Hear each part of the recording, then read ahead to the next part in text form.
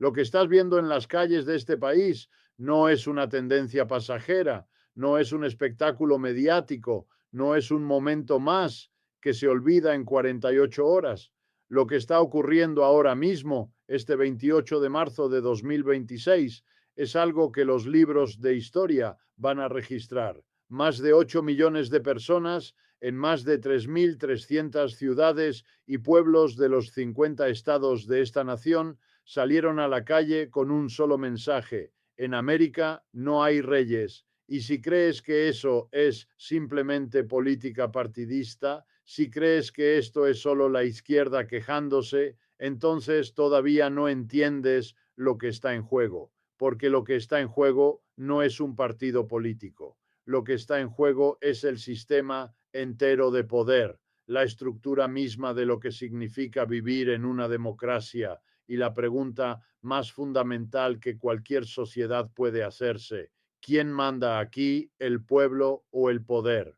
Mira, empecemos por lo básico, porque si no entendemos la raíz del asunto, nunca vamos a entender lo que está pasando en las calles.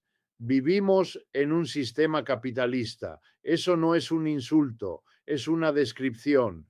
Y en ese sistema, el capital, el dinero concentrado en pocas manos, tiene una tendencia natural hacia la acumulación. Eso significa que con el tiempo, si no hay fuerzas que lo contrapesen, el dinero se concentra cada vez más arriba, el poder se concentra cada vez más arriba, y las instituciones democráticas, si no se defienden activamente, se convierten en herramientas al servicio de esa concentración. Eso no es teoría de conspiración, eso es lo que nos dice la historia una y otra vez en Roma, en la Inglaterra medieval, en la Francia del antiguo régimen y sí, también en la América del siglo XXI.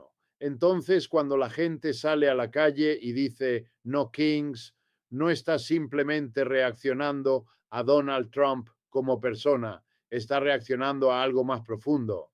Está reaccionando a una tendencia estructural que Trump ha acelerado de manera dramática, pero que venía gestándose desde hace décadas.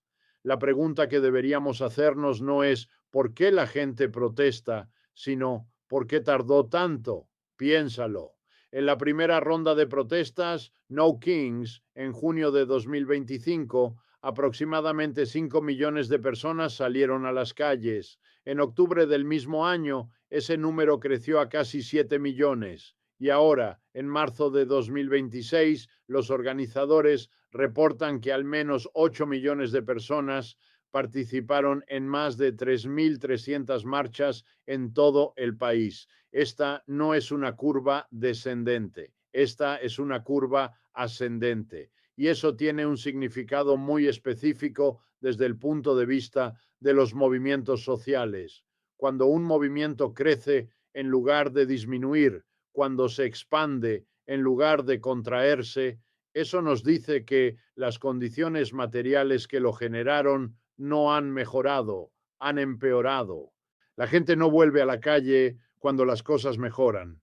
La gente vuelve a la calle cuando las cosas siguen deteriorándose. ¿Y qué condiciones materiales son esas? Bueno, empecemos por lo más inmediato.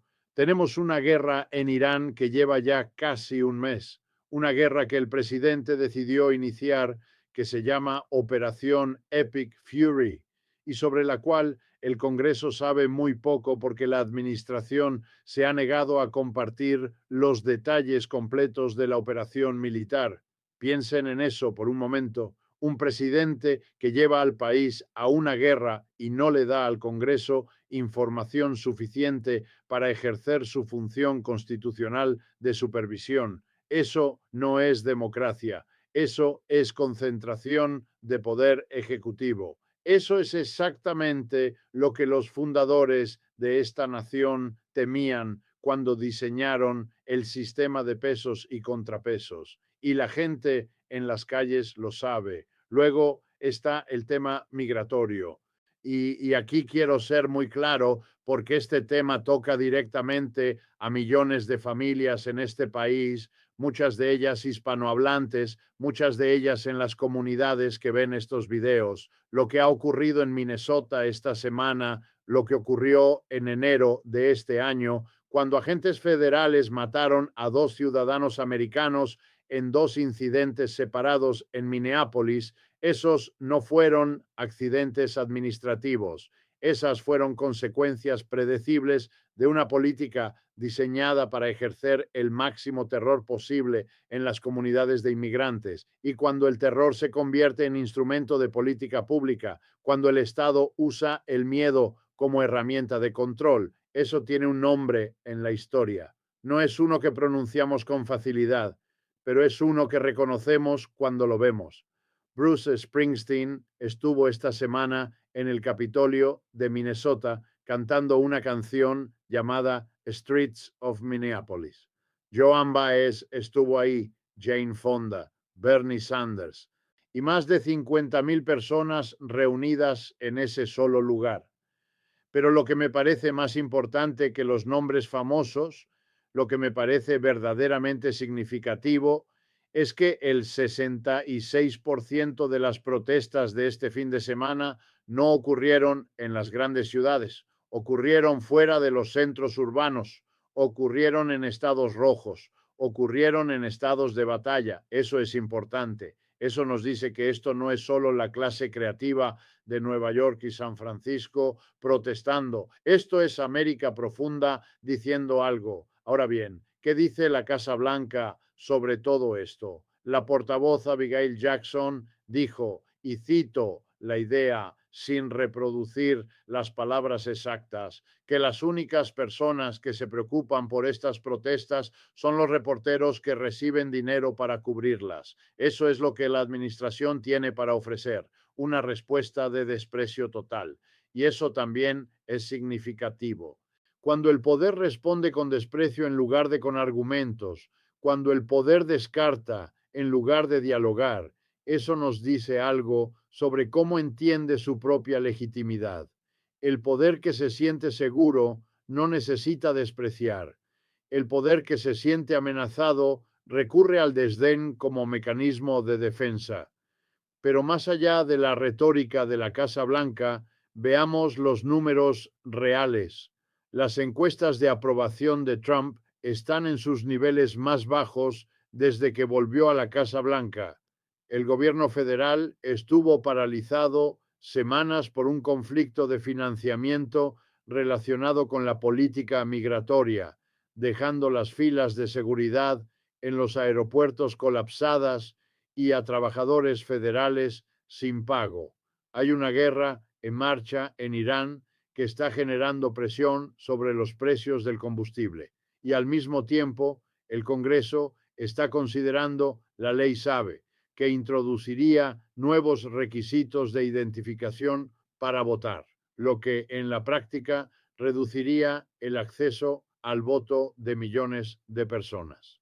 ¿Ven el patrón? No es una sola cosa, es una acumulación sistemática de medidas que empujan en la misma dirección: concentración de poder, restricción de derechos, reducción del espacio democrático. Y aquí es donde quiero detenerme y hablar de algo que va más allá de Trump, porque esto es más importante que cualquier presidente individual. Lo que estamos observando en este país y en realidad en muchos países del mundo en este momento es una tensión estructural entre el capitalismo del siglo XXI y la democracia del siglo XX.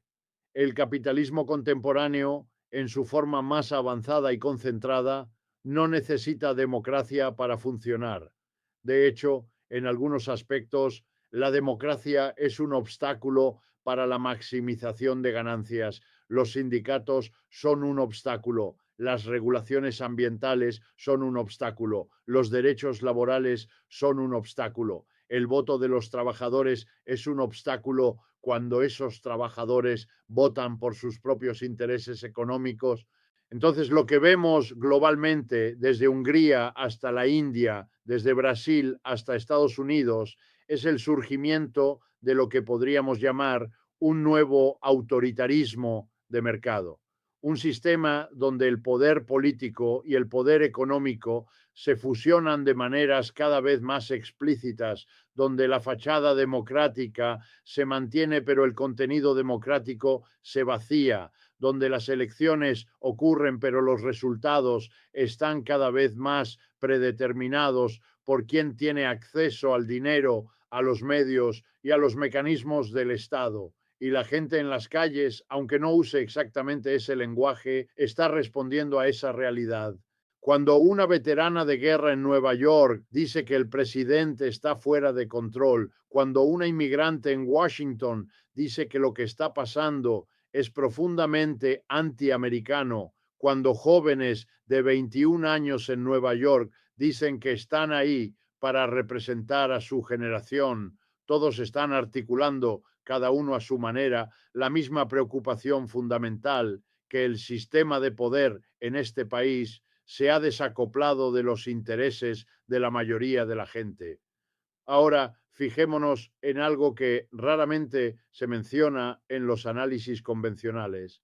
La coalición No Kings no es una organización única, es una coalición de grupos y esa coalición ha tenido la inteligencia de articular un mensaje que trasciende las fronteras partidistas.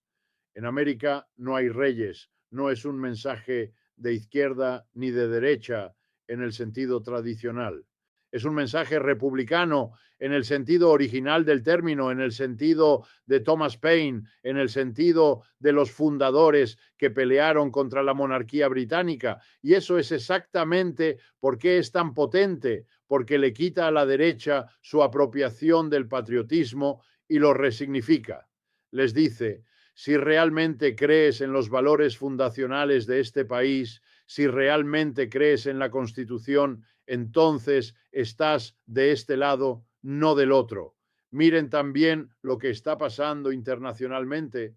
Las protestas No Kings se extendieron a más de 10 países europeos, a Australia, a Kenia, a Ecuador, en Copenhague, en París, en Helsinki. Gente salió a la calle con mensajes de solidaridad. Algunos cambiaron el nombre a No Tyrants para evitar confusiones con movimientos antimonárquicos locales. Pero el mensaje es el mismo. El mundo está mirando lo que ocurre en Estados Unidos y está diciendo, esto nos importa. Esto no es un asunto interno de un solo país. Esto es una señal sobre hacia dónde va la democracia liberal como modelo de organización política global. Y eso nos lleva a la pregunta de geopolítica que muchos de ustedes tienen en mente. ¿Qué significa para el orden global que la potencia que durante décadas se presentó como el modelo de la democracia liberal esté experimentando este nivel de tensión interna? Porque lo que ocurre en Washington no ocurre en el vacío. Cada declaración de la Casa Blanca, cada movimiento de tropas, cada acción de la administración, todo eso tiene consecuencias en cómo el mundo reorganiza sus relaciones de poder. Y lo que vemos es una reconfiguración acelerada. China está observando, Rusia está observando, los aliados de la OTAN están observando, los países del sur global están observando. Y lo que ven es un Estados Unidos profundamente dividido, con una administración que ha optado por la confrontación como modo de gobierno, que ha iniciado una guerra en Irán con implicaciones regionales enormes, que ha desafiado a sus propios aliados europeos con políticas comerciales agresivas y que al mismo tiempo enfrenta el mayor movimiento de protesta interna en la historia moderna del país.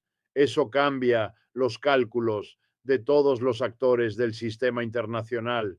Y aquí hay algo que me parece crucial entender para cualquier persona que está tratando de navegar la realidad económica de este momento. Las protestas No Kings están ocurriendo simultáneamente con una serie de presiones económicas muy reales sobre las familias americanas. El precio del combustible está subiendo en parte como consecuencia de la guerra con Irán. La incertidumbre sobre las políticas de inmigración está afectando sectores enteros de la economía que dependen de mano de obra inmigrante.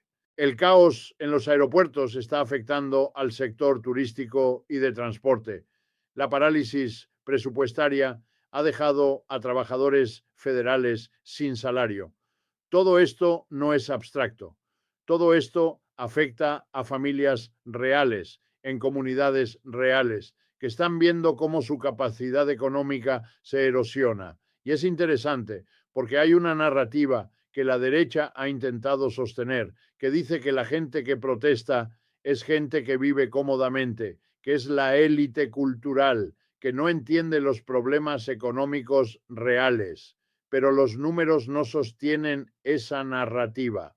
Cuando el 66% de las protestas ocurren fuera de las grandes ciudades, cuando miles de personas marchan en Fargo, en Missoula, en Casper, en Branson, Missouri, directamente frente a una tienda de artículos de Trump, eso no es la élite de Manhattan, eso es la América trabajadora diciendo que algo está mal.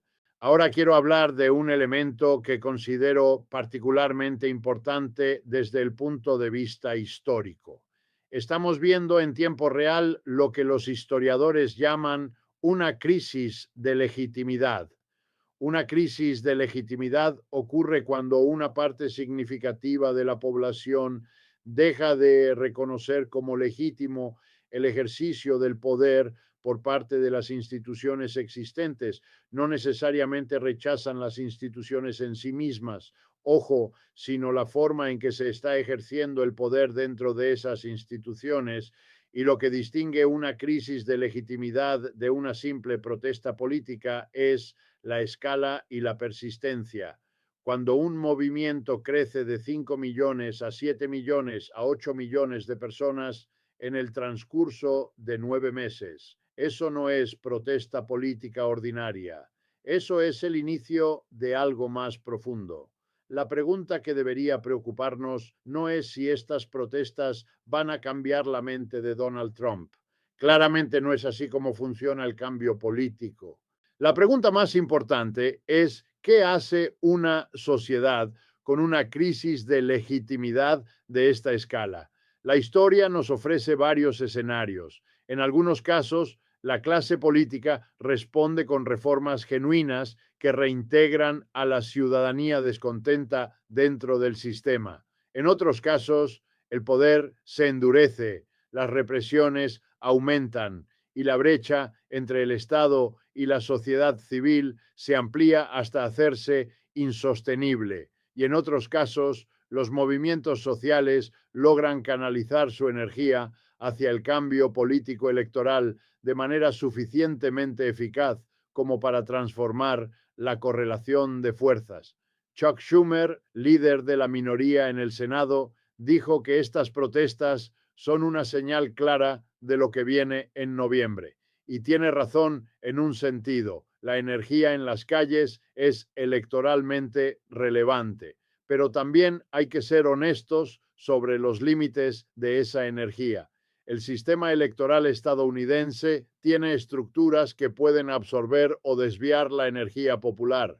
El colegio electoral, la distribución del Senado, las fronteras de los distritos electorales, todo eso puede crear una situación en la que una mayoría popular no se traduzca en un resultado político mayoritario. Ese es precisamente el tipo de tensión estructural que alimenta la crisis de legitimidad que estamos observando.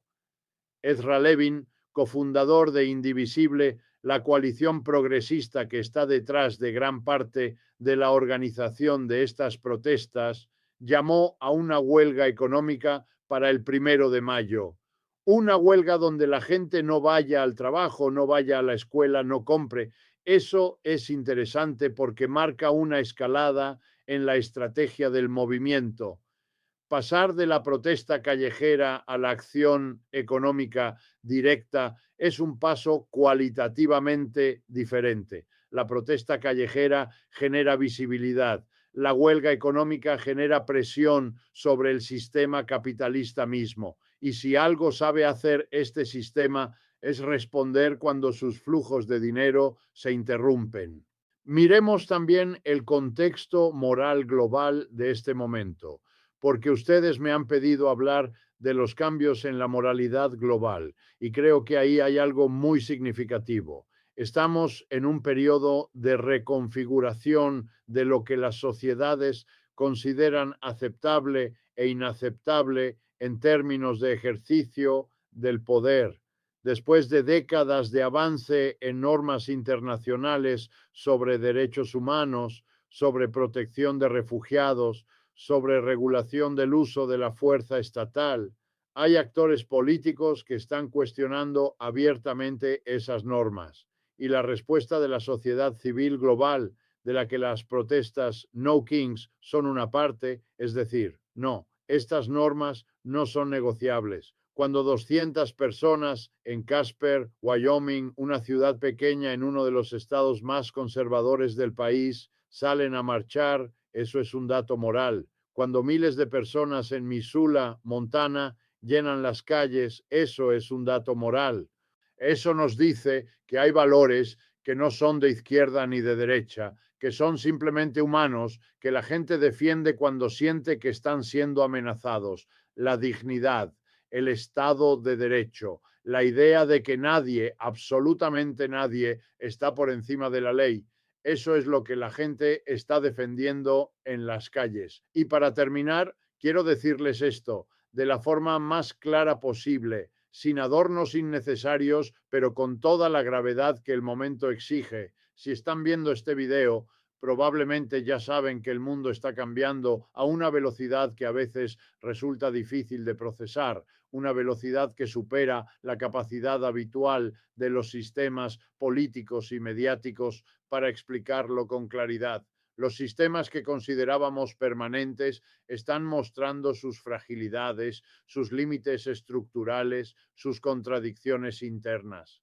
Las certezas que teníamos sobre el orden internacional, sobre la democracia liberal como destino inevitable de la historia, sobre el papel de Estados Unidos como garante de ese orden, todo eso está siendo cuestionado de manera abierta, visible, sin posibilidad de ignorarlo. Y eso es incómodo, profundamente incómodo para muchos sectores. Es perturbador, pero también es, en cierto sentido, liberador, porque abre espacio para pensar lo que antes parecía cerrado. Porque en los momentos en que los sistemas se quiebran, en que las viejas certezas colapsan, es cuando la agencia humana, la capacidad colectiva de la gente de decidir cómo organiza su vida en común, se vuelve más visible y más importante, más tangible. Es en esos momentos cuando lo que parecía fijo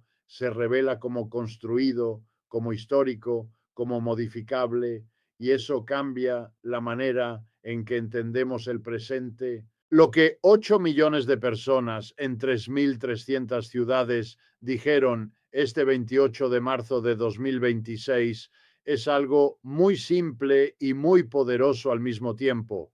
Una afirmación que no necesita sofisticación para ser entendida, una afirmación que no depende de teorías complejas para ser clara. Dijeron, esto es nuestro, este país, esta democracia, estas instituciones, estos derechos, esto es nuestro, no en un sentido abstracto, sino en un sentido concreto de pertenencia política, no de un hombre, no de un partido, no de un oligarca, no de un rey.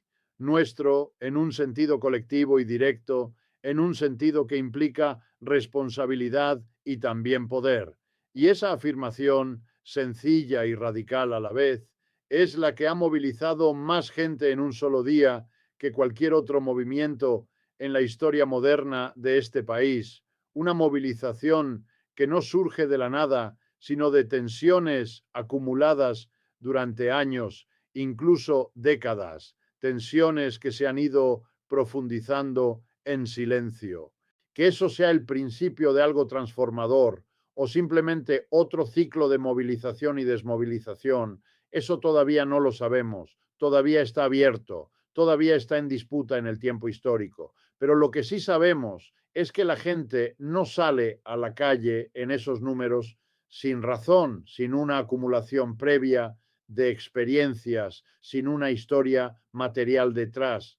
Y las razones que los llevan ahí, las condiciones materiales, la erosión democrática, la concentración del poder, la exclusión económica, esas razones no van a desaparecer pronto, no se disuelven por sí solas, no se resuelven simplemente con declaraciones políticas o promesas institucionales. Y mientras esas razones existan, el movimiento va a existir en una forma u otra, con distintas expresiones y momentos, a veces visibles, a veces menos visibles, pero persistentes. Eso es lo que la historia nos enseña con bastante consistencia, una y otra vez, en distintos países y distintos contextos. Y eso es lo que las calles de América nos están diciendo hoy, de manera directa, sin intermediarios, sin filtros institucionales que traduzcan o suavicen el mensaje. Nos están diciendo que hay una distancia entre lo que la gente vive en su experiencia cotidiana y lo que las estructuras de poder están dispuestas a reconocer públicamente. Y esa distancia, cuando se vuelve demasiado grande, cuando se vuelve estructural, cuando se vuelve sistemática, termina expresándose en formas de movilización masiva como la que hemos visto, porque lo que está en juego no es solo un evento aislado ni una reacción momentánea, sino una acumulación histórica de decisiones económicas y políticas que han ido moldeando la vida de millones de personas. Y esa acumulación no desaparece con facilidad, no se invierte de un día para otro, no se corrige sin conflicto ni sin presión social. Por eso lo que ocurrió este 28 de marzo no puede leerse como un punto final, sino como una expresión más de un proceso más largo que todavía está desarrollándose en tiempo real.